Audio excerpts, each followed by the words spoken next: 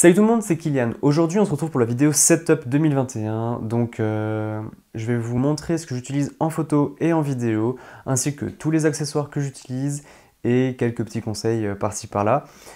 Alors, installez-vous confortablement pour regarder cette vidéo. Tout d'abord, on va parler de la production.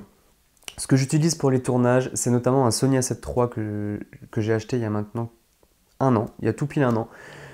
J'ai acheté le Sony A7 III parce qu'avant j'étais sur un réflexe APS-C Canon, j'étais sur le Canon 77D et je voulais m'orienter plus vers la vidéo. Ça faisait déjà 2 ans que que j'en faisais et du coup je suis parti chez Sony parce qu'ils m'ont attiré, j'ai été victime de leur marketing également. Et donc voilà, je suis pris le Sony A7 III, mais je l'ai couplé avec le 24-105. Pourquoi? Parce que ça permet d'aller de grand angle à téléobjectif, qu'avec le mode Super 35 de l'appareil, on peut aller encore plus loin, et que le 24-105, c'est vraiment un objectif ultra polyvalent qui permet de tout faire. C'est le but du polyvalent. Mais donc voilà, j'étais vraiment super satisfait. Surtout qu'en plus de ça, la montée en ISO du Sony A7 III permet de relativement bien monter et donc pallier aux soucis du F4. Jusqu'à là, aucun souci. Ensuite, plus tard, j'ai investi dans le 50 mm 1.8 qui lui est un incontournable, hein, on va pas se mentir, que ce soit en photo ou en vidéo, le 50 mm c'est vraiment quelque chose qui est cinématographique, hein, qu'on utilise quand même régulièrement, et en portrait, ça permet de faire l'œil humain, entre guillemets, d'avoir la notion de distance de l'œil humain, et donc couplé avec le fait qu'il ait une ouverture à 1.8, permet de gagner énormément de lumière. En plus de ça, même s'il n'est pas cher, il a une super qualité, même l'autofocus. En photo, l'autofocus, il n'y a aucun problème. En vidéo, il y a beaucoup plus de soucis à ce niveau-là, mais c'est pas grave parce en vidéo, on bosse en manuel principalement. Ça arrive de filmer en automatique, mais franchement, le 50 mm 1.8 est vraiment une pépite. Pour des plans macro, j'utilise non pas un 90 mm macro pour l'instant, pas pour l'instant en tout cas, j'utilise des bagues d'adaptation Makey qui permettent en fait d'écarter la distance entre le capteur et la lentille de l'objectif. Et donc en fait, c'est des bagues que vous pouvez mettre sur n'importe quel de vos objectifs. Elles existent à mon avis pour toutes les montures. Moi, je l'ai prise pour Sony du coup. Et elles permettent de faire des plans macro et ça vous permet également de voir si vous avez besoin d'un objectif comme ça ou pas.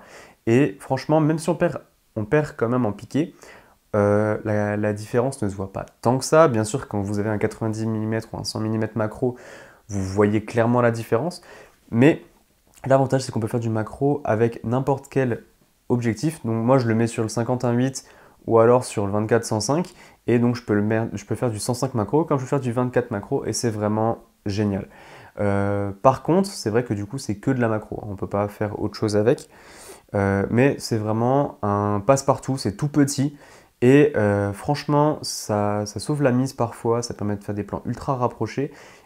Et c'est vraiment super sympa.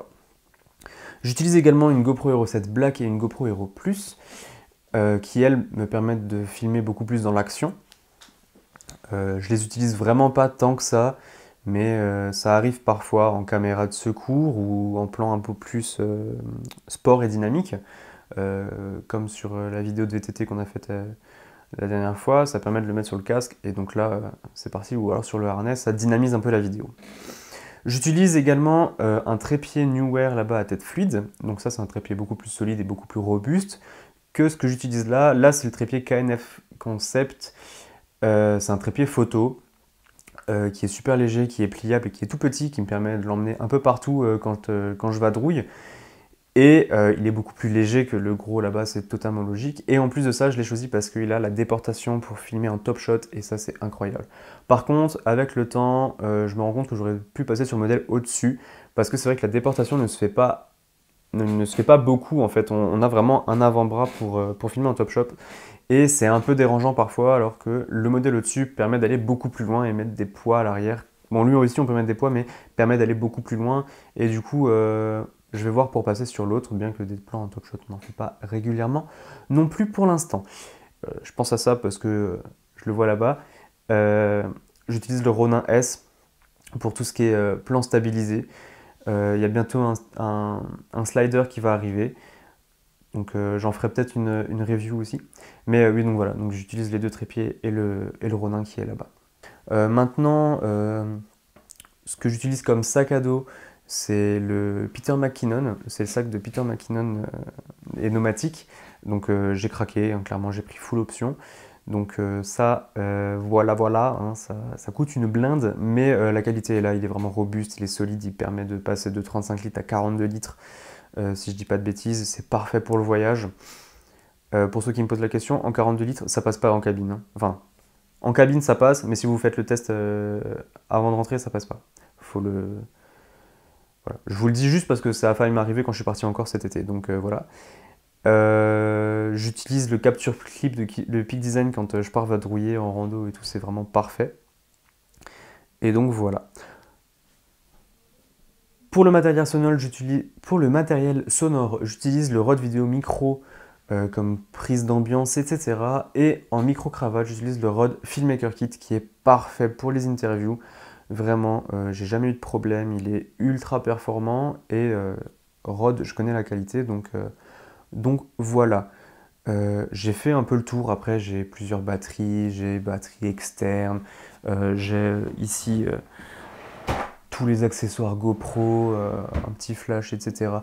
Donc voilà, j'utilise également des lampes Neewer. Alors pour l'instant c'est les basiques, hein, c'est ceux que vous avez en photo avec le fond blanc, noir et vert. Mais je vais bientôt passer sur des Nanlite ou des Aputure, je suis en train de regarder un petit peu, ou même des Godox. Je suis en train de me renseigner un petit peu sur les différents modèles qui existent et rapport qualité-prix. Mais ce qui est sûr, c'est que niveau lumière, ce qui est le plus important, je vais vouloir augmenter un petit peu la qualité visuelle et de pouvoir gérer l'intensité, etc. Alors que là, je ne peux pas faire, par exemple. Donc ça, voilà. Maintenant, en partie post-production. En partie post-production, j'utilise le MacBook Pro 15 pouces que vous voyez derrière moi. Donc c'est un i9, 32 Go de RAM, 1 Tera de SSD. Vraiment, j'ai pris quasiment la configuration la plus haute possible. Pourquoi un MacBook et pas un Windows? On ne va pas rentrer dans les débats. J'ai pris un ordinateur portable dont la batterie elle tient longtemps et qui se revend facilement. J'aime beaucoup les produits Apple. C'était pas trop le cas il y a quelques années, mais j'aime beaucoup les produits Apple. Je suis repassé sur un iPhone 12 que vous pouvez voir là. J'en suis clairement pas déçu. D'ailleurs, par rapport à l'iPhone 12, il va bientôt y avoir une review dessus parce qu'à la base, je suis un utilisateur Android. Alors après quelques mois d'utilisation, vu que je l'ai eu à sa sortie, vous allez bientôt avoir un test. Mais pour revenir sur le MacBook Pro, j'en suis clairement pas déçu. 1 Tera de SSD, même si je bosse avec des disques durs et des SSD externes, pour le boulot, franchement, rien à dire, c'est une bête de compétition. Il est ultra performant, il est ultra rapide. C'est pas le plus rapide des ordinateurs, hein, on va pas se mentir. Mais franchement, pour ce qu'on fait professionnellement ou quoi, ça suffit largement. Après, concrètement, je le pousse pas non plus dans ses retranchements sur After Effects parce que je ne m'y connais pas plus que ça ou quoi. Donc en fait, pour mon utilisation, il est clairement très performant et je sais que je vais le garder très longtemps. Surtout les produits Apple, c'est des produits qui se gardent longtemps. Donc voilà. Mais le 15 pouces, c'est bien, mais à un moment, l'écran devient très petit. C'est pour ça que je l'ai couplé avec l'écran LG 21/9 que vous voyez derrière moi, qui lui, du coup, permet d'avoir deux écrans en un, quasiment. C'est un écran et demi, plus le Mac qui est branché ici. Donc vous voyez que du coup, le Mac me sert de deuxième écran. Et c'est parfait, ça me permet de mettre toutes les fenêtres que je veux sur l'écran et ça me permet vraiment de voir toute ma timeline, de voir tout ce que je fais et à côté de pouvoir relever des mails, de pouvoir avoir un retour vidéo parce que voilà, c'est vraiment ça m'a tout changé cet écran, ça m'a tout changé, il est incroyable. Pour le son, j'utilise les Mackie CR4, alors ça c'est des enceintes que vous verrez sur quasiment toutes les reviews tech des youtubeurs ici.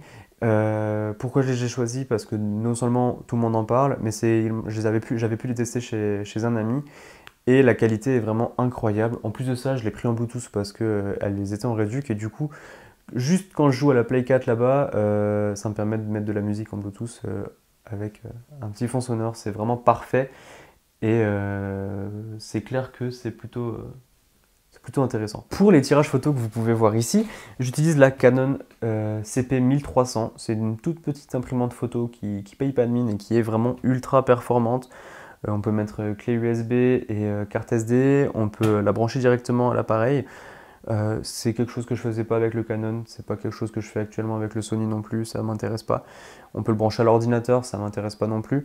Mais voilà, elle a une qualité d'impression vraiment sympa, bien qu'elle crop dans la photo, faut faire gaffe. Mais je la conseille parce qu'en plus de ça, elles permettent de faire des formats pour carte postale, et donc pour des souvenirs de famille, pour des cadres, etc. C'est vraiment parfait. Et moi, ça me permet de commencer un mur décoratif juste derrière. Voilà, voilà. Donc voilà, c'est tout, j'ai fini. J'espère que cette vidéo vous aura plu. N'hésitez pas à liker, à commenter et à partager, à vous abonner aussi, hein. Ça fait toujours plaisir. Et dites-moi en commentaire ce que vous utilisez comme appareil, enfin dites-moi ce que vous utilisez comme matériel. Ça m'intéresse. Et pourquoi. Dites-moi aussi également pourquoi vous l'utilisez. Et donc sur ce, je vous dis à très bientôt. Prenez soin de vous. Ciao.